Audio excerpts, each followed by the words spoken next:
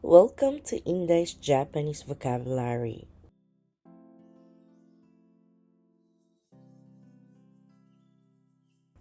Ang vocabulary po ngayon,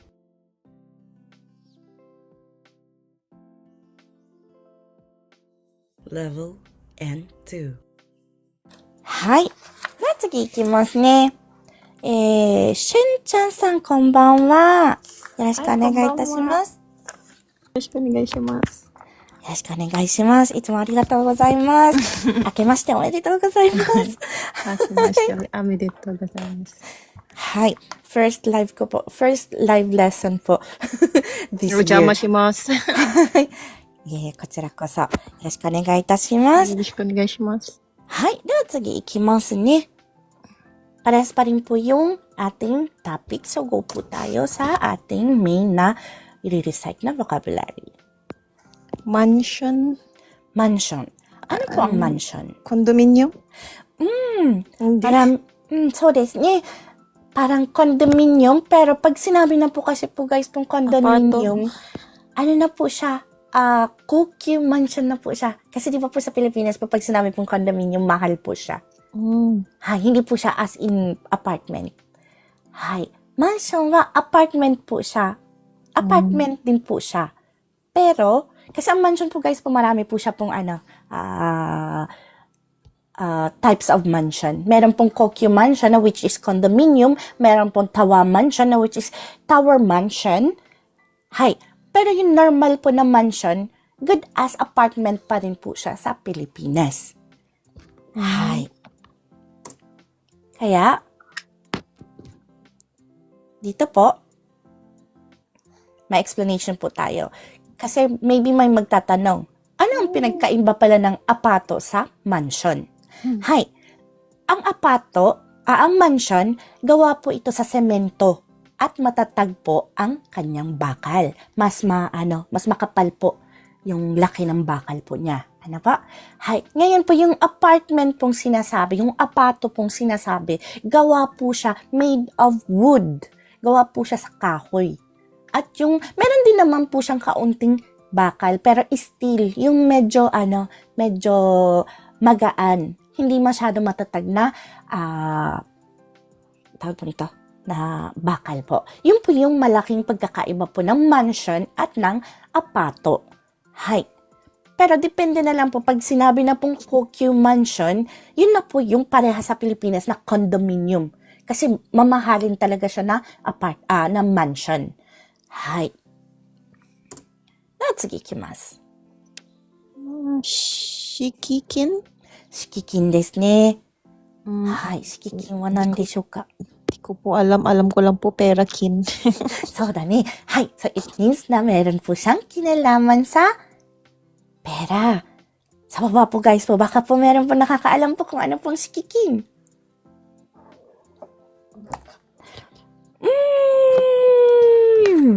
Malapit na po sa budget. Hindi mo budget de wa nai desu yo. So desu. Hindi ko mabasa yung name ni kapatid Outnut. Si Mara-san, si Pam-san. Utang? Deposit. Deposit po siya, guys. Deposit money. So, ibig po sabihin, pag sinabi pong shikikin, ito po ang deposito sa bahay.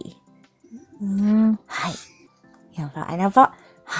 At ito pong deposito po na ito, hindi po siya yung advance payment na tulad sa Pilipinas po. Di ba po kasi pag magre-rent po tayo ng apartment or bahay sa Pilipinas, meron po tayong tinatawag na deposito. Ibig po sabihin, advance payment. Ito po guys po, more on advance payment po siya para po sa oras na pag-alis ninyo sa bahay na yon, kung may sira man, doon kukunin yung pang-ayos. Kung may deposito po. Ngayon po kung medyo mas mahal po yung nasira nyo sa bahay, syempre mag-additional payment pa po kayo. Ngayon kung mura lang po yung kumbaga hindi nyo naman masyado nasira yung bahay, may babalik pa rin po sa inyo. Basta't hindi kayo linoloko ng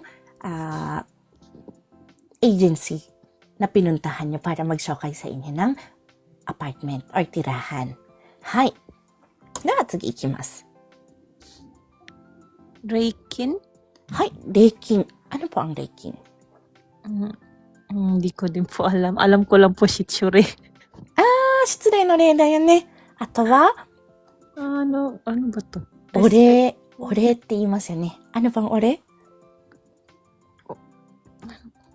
Ore, pasalamat. そうです。はい。Tapos pera? Ano po meaning po niya? Pasalamat na pera. そんな感じだよね。はい。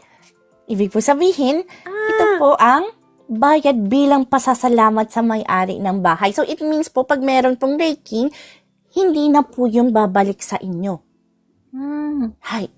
Kapag naghanap po tayo po ng bahay, pag meron pong raking, kumaga one-time payment po yun eh. Pero ang meaning po nun, pasasalamat po sa pagpapahiram ng bahay na yun. Hay. Yun po ang raking. Hindi na po siya babalik sa atin. Pero these days po, meron na rin po mga bahay pong, marami na rin po yung mga bahay pong hindi po kailangan ng raking. Hay, kasi marami na rin pong bahay na, na bakante. Hay, so mas gusto ng owner na may pumasok ng madalian, may pumasok na marami sa kanilang magre-rent. So, hindi na nila kinakailangan ng raking. Tinatanggal na nila para mas dumami yung mag-rent po sa kanila. Hi. Sige, ikimasu. Uy? One day key? 1DK ですね。One day key. はい。Sa palagay niyo po, ano po ang 1DK?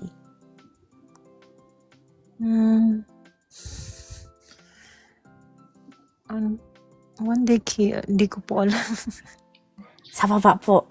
Yung 1 daw po, sabi ni Joday-san, 1 room? Ayan, si Nathan-san. 1 bedroom, pero may kulang. May kulang, Nathan-san. So, sabi ni Joday-san, 1 room. Si Gracia-san, sabi niya, dining kitchen. Ay, kayo po dapat po magbasa. Dining kitchen. So, it means po, pag meron pong 1, ang meaning po ng 1 is 1 room. And then, yung D po is dining. Yung K is kitchen. Hi. So, it means po, 1 room, dining, and kitchen. Hi. At least meron po siyang space for dining. Makakapaglagay po ng kainan ng mesa. Ano po? Hi. Kasi nung medyo wala pang pera si Inday, nagsisimula pa lang magtrabaho dito sa Japan, 1K ang tinitirahan ko. Hi. 1 room and kitchen. As in, maliit yung kitchen ko. Isang tatami lang po yung laki niya. Ngayon naman po, pag sinabi pong 2LDK? Hi. Puro. Actually, 2LDK po yun talagang tama pong pagbasa sa kanya. Pero karamihan po mga native na Japanese po, ang basa sa kanya is Nyorodeki?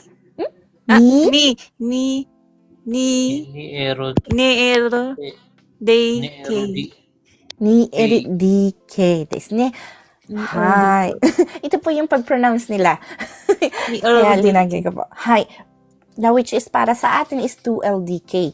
Hi. So, ano naman po itong L na ito? May dumagdag. Ano pa? Living room po. Tumpak. So, alam na po natin, ang meaning po ng number is 2 room. Yung L, yung tulad po ng nabanggit po ni Shen-chan-sang, living room, and then yung D po is dining, then kitchen. Hi. So, ngayon po pag sinabi ko pong ni DK, ano po siya, Shen-chan-sang? Ni DK? Hi, ni DK. 2 room? 2 room and? Kitchen? Desu ka? Yun di po. Dining? And kitchen. Hi, so wala lang po siyang living room. Hi. Arigatou gozaimasu.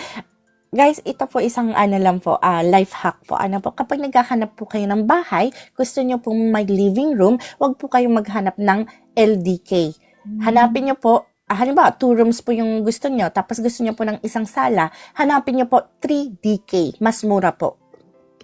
Hay. Kasi, yung 3DK po, sinaunang, kumbaga, medyo old, pa po siya, old style pa po siya. Ibig po sabihin, mura po yung bayad po doon sa bahay na yun. Instead na maghanap po kayo ng 2LDK. Kasi pag meron pong L, na po siya kumbaga, sa generation na po ngayon ginawa yung bahay na yun. So, it means po, mahal ang rental fee. Mamahal po ng kaunti. Hay. Hay. それでは、ここまでなんですが、しゅんちゃんさん何かご質問などありますか? Regarding po, medyo connected po dito. Pag TITP po ba, pwede maglipat ng renta? Training po kayo, di ba po? TITP is training. Bawal pa po. Bawal pa po. Thank you po. はい。はい。ありがとうございます、しゅんちゃんさん。ありがとうございます。失礼します。ありがとうございます。それでは、ジェニーさん、よろしくお願いいたします。こんばんは。Jenny James, Jenny... Sabi po ni Ma'am Jenny, sabi niya, Hi. sorry po ate, hindi, nasa work ako ngayon, kinig lamang daw po siya. OK です、OK です。ありがとうございます。はい。それでは、次ですね。イコリさん、よろしくお願いいたします。お願いします。イコリさんはフィリピンの方ですか？はい。ハーフ人です。ハーフ、私と同じですね。よろしくお願いいたします。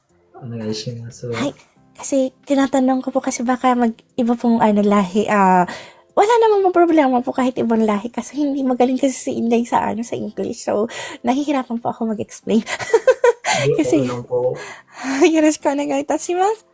はい。日本語はちょっとわからない。大丈夫です。勉強するためにこちらにいらっしゃっているので、問題ないです。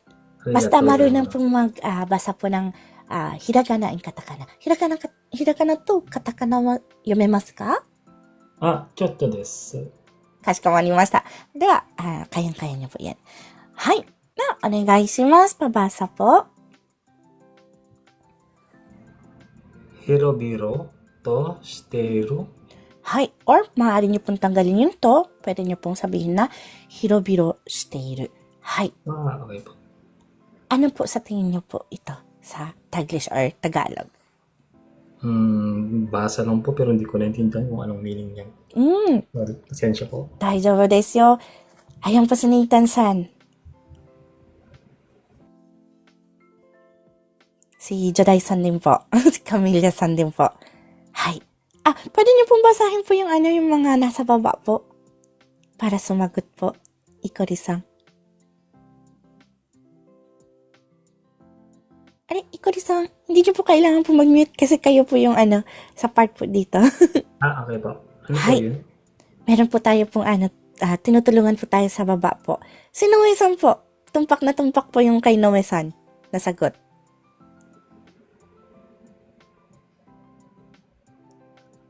Nakikita niyo po yung sagot po ni Noe-san sa baba? Hindi po. Yun sa comment section po. Hay. 難しいですね。はい。では、ako na lang po. はい。広々している or 広々としている means malawak po. Ito po, nagde-describe po siya ng place. Nung place na yun.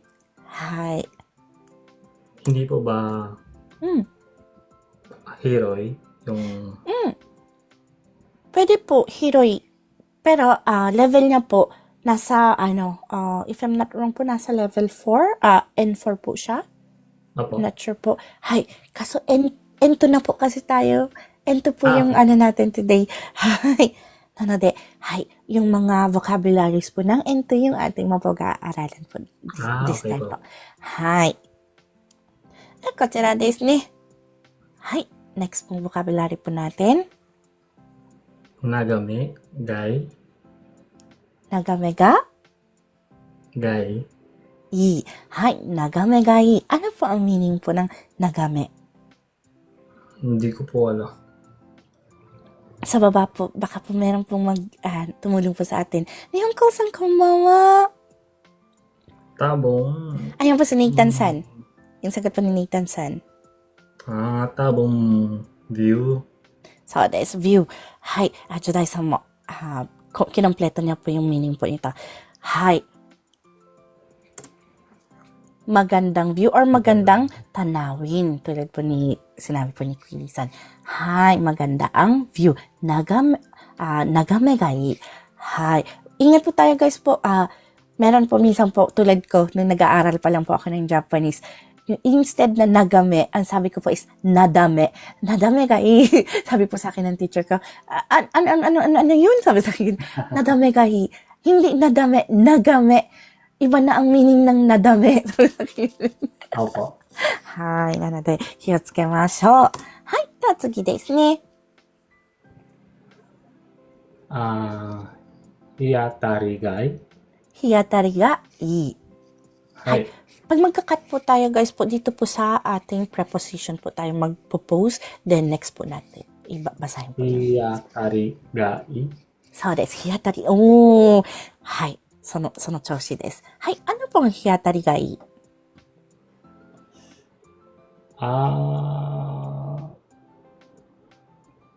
Hindi ko po alam. Tabong, ano to?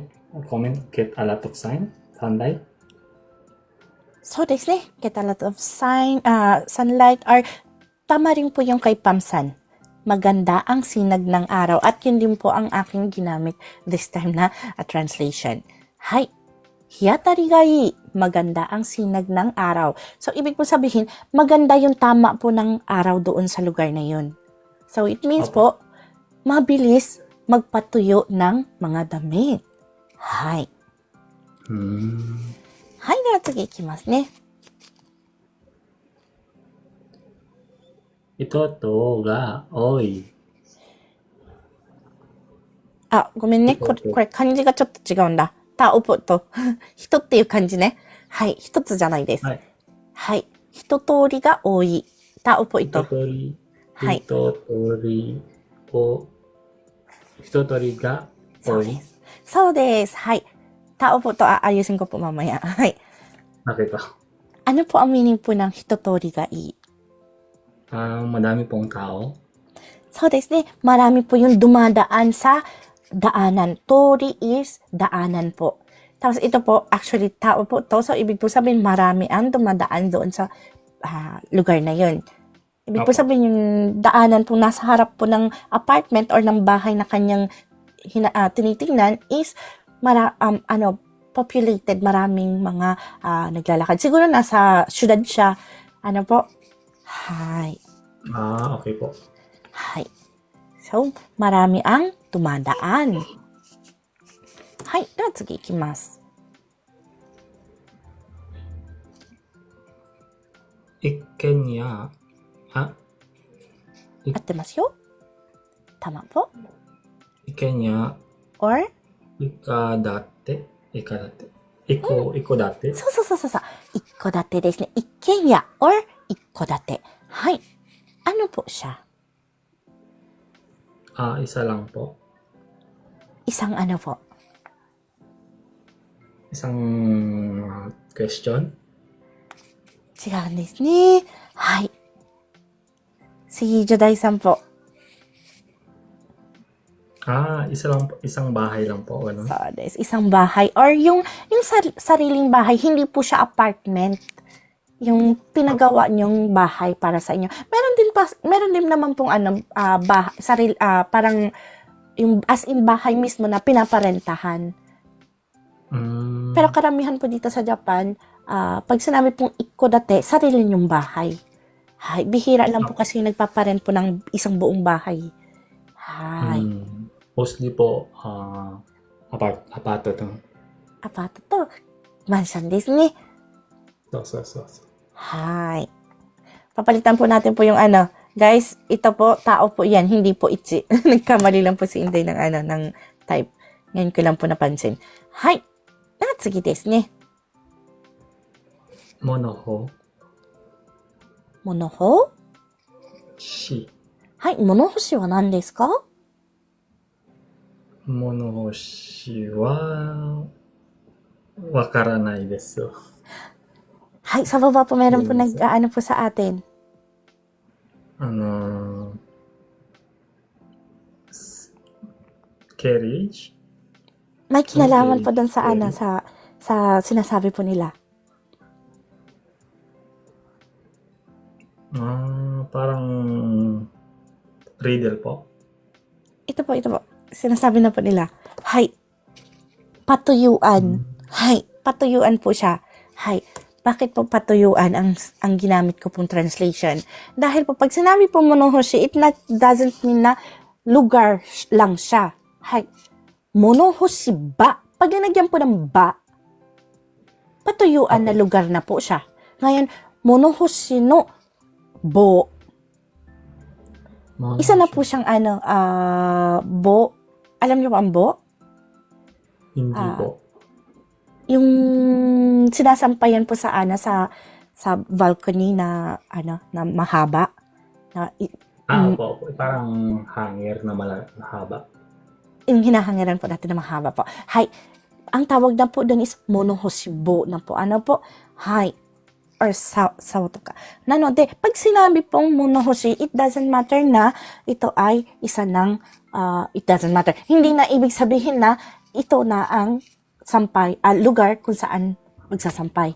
Hay, pwede po siyang lugar or gamit para magsampay po ng linabahan o kaya naman po ng mga bedsheets. Hay. Okay. Kaya mas pinili ko po ang salitang patuyuan. Hay. That's a Okay gate po. Pero hindi naman po mali din po yung sampayan. Kasama rin po siya. Hay. Okay po. Onegaishimasu. Next is foroba. Hay. Furoba. はい。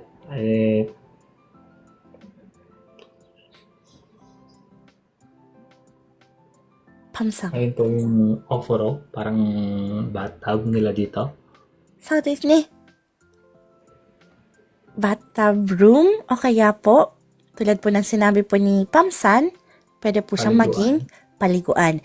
It doesn't matter kung meron pong bathtub o wala. Hay. Okay po. Tinatawag pa rin po nila yung shower room na bathtub. Pero these days po yung mga kabataan po, pag wala pong bathtub, shower room na po ang tawag nila. Opo. Hay. Demo yung mga sinaunang tao dito sa Japan, siguro mga nanay, tatay po natin na kung kasing edad po nilang mga Japanese, furoba pa rin po ang tawag nila dun. Okay po. Kaya, ito po yung last na pong i-recite. Ito, semmenjo. Semmenjo. Ano po ang semmenjo? Hai. Semmenjo. Di ko po alam. Walang tawag dyan. Ano po ito? Anong kanji po ito? Okay po. Ano, washing room? Ano pong washing room po siya? Sa may lavatory po. Usually, nasa lavatory po siya. Nakadikit din po siya sa nasa katabi po siya ng lavatory. But it's not a lavatory. Ano po ang men? Ano po ang men na kanji? Main is, madami po kasing, parang madami pong ibig sabihin pero So, desu ne. main, Surface po ang men. Tulad po ng sinabi po ni Nathan-san. Hay. Ito parang pong area. jo. Ano po ang jo?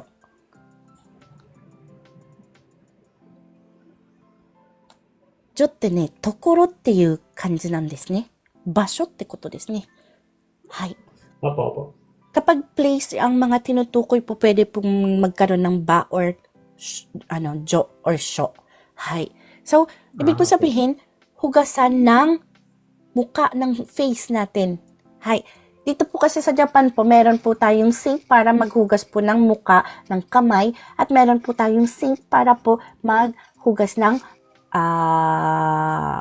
plato. Ano po? Hay, Yes lalo po. na po sa mga malalaking pong bahay. Pero pag maliliit pong bahay po, minsan po wala na pong semenyo. Pero pag malalaki pong bahay, meron pong semenyo. Ito po yung lababo kung saan naghihilamos. Kaya, ang chinois ni Inday na translation is hilamusan. Diyan po kasi naghihilamos talaga. Or nagtutoothbrush, nagwawash ng hands. Hay, semenyo to imas. Iba rin po yung lavatory. Hay. Pero usually nakadikit po siya sa lavatory. Paglabas niya sa banyo nandoon siya. Hay. Minsan naman po kung medyo maliit po, minsan nasa loob po siya ng bathroom. Sa showeran po.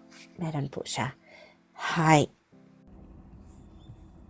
Ito po ay cut out from our free and 2 lesson class. Sa taong 2026, may free and 2 lesson class po tayo sa TikTok. Tuwing Monday and Friday at 8 p.m. Japan time. Meron din po tayong live tuwing Wednesday, subalit sa live na ito ay pinapakita lamang ang private lesson namin ng Jokai with checking pronunciation. For more information, maaari niyo po kami i-contact sa link na nasa aming profile. Kung nais niyo naman pong sumali sa aming free lesson, maaari niyo po akong hanapin sa pangalang Inday in Japan o at Mark Inday in JP sa TikTok. Please follow me and stalk me sa araw at oras na aking nabanggit.